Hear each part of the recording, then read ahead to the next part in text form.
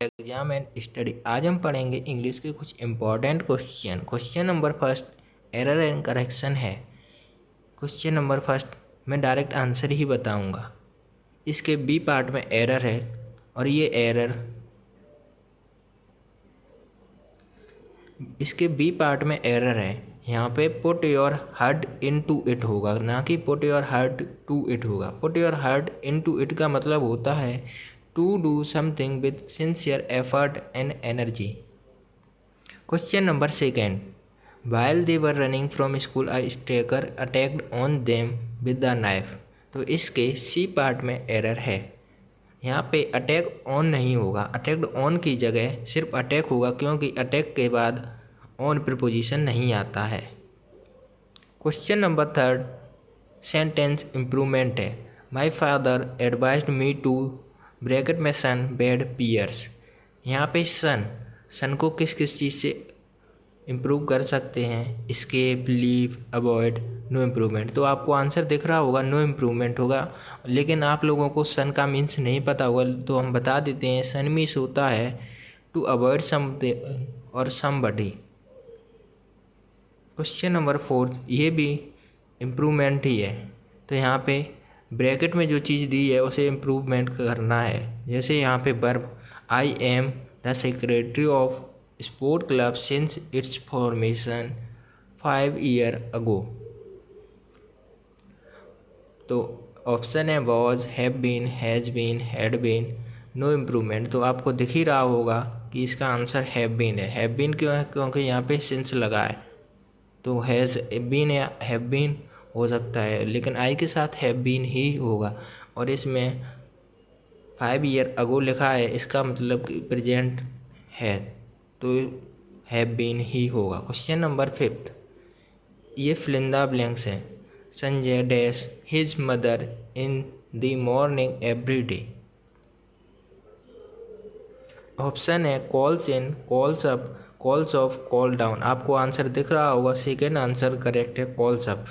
अब पहले इनका मतलब समझ लीजिए। जैसे कॉल्स अप का मतलब होता है किसी को टेलीफोन करना, कॉल इन का मतलब होता है समन भेजना, कॉल ऑफ का मतलब होता है पोस्टपोन करना, और कॉल डाउन का मतलब होता है किसी से गुस्से में बात कहना। तो यहाँ पे आपको समझ में आ रहा होगा कि कॉल्स अप राइट आंसर है। Question number 5 B fill in the blanks. All order must dash the rules. Option है confirms with, confirm to, confirms to, confirming with. Option 2 confirm to is the right answer. क्यों?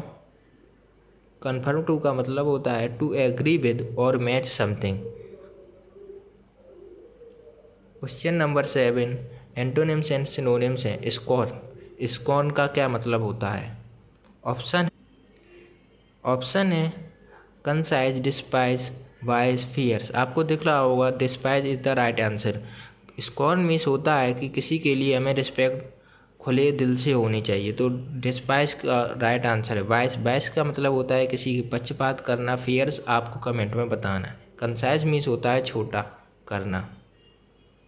8th question भी antonyms और synonyms हैं, और इसमें आपको इसका word similar word बताना है, मीन्स सिनोनिम्स बताना है। टर्मिनेट, टर्मिनेट के ऑप्शन है सस्पेंड, अलाउ एंड इंटरप्ट।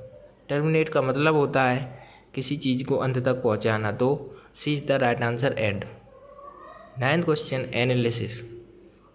इसमें आपको एंटोनिम्स बताना है। ऑप्शन है सिंथेसिस, सब्स्टिट्यूशन, एम्फेसिस, रिप्लेसमेंट। तो एनालिसिस मीन्स होता है सेपरेटिंग ऑफ एनी मटेरियल और एक्सट्रैक्ट एंटिटीज, मीन्स किसी चीज़ को निकालना। तो ऑप्शन ए सिंथेसिस इसका राइट आंसर हो जाएगा। 10th question obscure. ऑप्शन है certain, respectable, decent, affluent. Obscure means होता है अनसर्टेन, तो इसका अपोजिट हो जाएगा certain, means is the right answer. Respectable means respectable हो जाते हैं, डिसेंट मीन्स शालीनता, एफ्लुएंट आपको कमेंट में बताना है। 11th question one word substitution है। Practice of employing spies in war. Option है espionage, unique, architect, archipelago. Espionage is the right answer. Espionage means होता है युद्ध में जासूसों का इस्तेमाल करने का क्रियाकलाप। यूनिक कोई अलग यूनिक चीज़ होती है। आर्किटेक्ट मीन्स जो पर्सन बिल्डिंग को डिज़ाइन करता है। आर्किपेलागो का मतलब होता है कि जो समुद्र चारों तरफ से आइलैंड से घिरा हो। Question number 12, a person who is unable to pay his डेब्ट। ये भी वन वर्ड सब्स्टिट्यूशन है। ऑप्शन है कॉन्स्क्रिप्शन, लेजिस्लेचर, थेस्ट, बैंकरप्ट और इंसॉल्वेंट। तो इसका D is the right answer. Bankrupt और इंसॉल्वेंट मीन्स दिवालिया हो जाना। अदर वर्ड्स जैसे लेजिस्लेचर का मतलब होता है the point of government which is concern with making of rules. वो गवर्नमेंट जहाँ रूल्स बनाए जाते हैं उसे लेजिस्लेचर कहते हैं। थेस्ट मीन्स जिसे भगवान पे भरोसा है। कॉन्स्क्रिप्शन का मतलब होता है कंपल्सरी एनलिस्टमेंट फॉर मिलिट्री और अदर सर्विस। मीन्स कॉन्स्क्रिप्शन का मतलब मिलिट्री के लिए जो लिखाए जाने वाले वर्क होते हैं उसे कॉन्स्क्रिप्शन कहते हैं। क्वेश्चन नंबर 13, ये भी वन वर्ड सब्स्टिट्यूशन है। The first public speech delivered by a person. Option है invocation, canine, parasol, maiden speech. Maiden speech का मतलब होता है फर्स्ट स्पीच और इसे देने वाले को एक्सटेम्पर कहते हैं। तो अदर वर्ड्स जैसे कैनाइन का मतलब होता है जो कुत्ते की तरह दिखता है। पार्सोल का मतलब होता है लेडीज का अम्ब्रेला। इनवोकेशन का मतलब होता है एक प्रेयर जिसे हम भगवान के लिए करते हैं। क्वेश्चन नंबर 14, ये इडियम एंड फ्रेजेस हैं। Fancy price. ऑप्शन है close to collapsing, at any cost, an expert, become angry, act angry. तो B is the right answer, at any cost. Fancy price का मतलब होता है मुँह मांगी कीमत। तो B is the right answer. Question number 15, state of finger. Option है overbearing, despite many difficulties, making effort, very direct without embellishment. State of finger का मतलब होता है कोशिश करना। तो C is the right answer. 16 question, इसमें आपको करेक्टली स्पेल्ड वर्ड ढूंढना है। एरोप्लेन का करेक्टली स्पेल्ड वर्ड ए है AEROPLANE। 17th क्वेश्चन, इसमें भी आपको करेक्टली स्पेल्ड वर्ड ढूंढना है।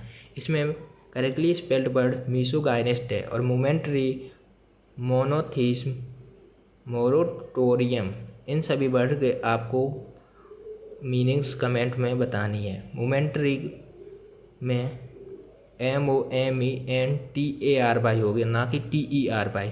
और मोनोथिस्म में डबल ई की जगह सिर्फ एक ही होगा। और मोरोटोरियम में TORIUM, मोरेटोरियम होता है, ना कि मोरोटोरियम।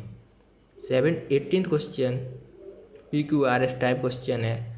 तो इसमें कैसे फाइंड करेंगे, पहले क्वेश्चन पढ़ लीजिए। इट इज़ एक्सपेक्टेड, ये पूरा पढ़ लिया। अब इसके ऑप्शन पढ़िए, जैसे PQRS। My parents use to bring me breakfast in the morning, my head was shaved and I was put on the robe, every day I got up at 5:30, when I was 11 I went to Montessori near my house. तो आपको दिख रहा होगा every day I got up at 30 के बाद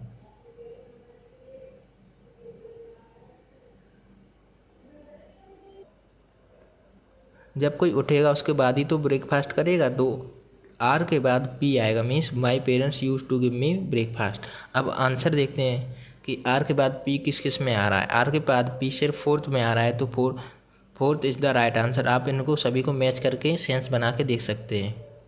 19th question, ये active and passive है, पढ़ते हैं। दे drew a circle in the morning, ये एक्टिव फॉर्म में है, तो इसका पैसिव फॉर्म कैसे बनाएंगे।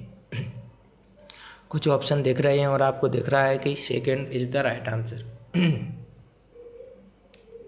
सबसे पहले ऑब्जेक्ट आता है, तो ऑब्जेक्ट है आ सर्किल। आ सर्किल ले लिया, उसके बाद वर्ब आएगी। ड्रू है मीन्स प्रेजेंट इंडेफिनिट है, तो प्रेजेंट इंडेफिनिट और एक्टिव पैसिव में रूल होता है कि आगे वाले सेंटेंस में चली जाती है। जैसे प्रेजेंट इंडेफिनिट का प्रेजेंट कंटिन्यूअस में हो जाएगा, और ये पास्ट इंडेफिनिट है तो इसका पास्ट कंटिन्यूअस में हो जाएगा। मीन्स ये सेकेंड फॉर्म की जगह हम वॉज का यूज करेंगे, वॉज। उसके बाद ड्रू का ड्रॉन हो जाएगा थर्ड पर।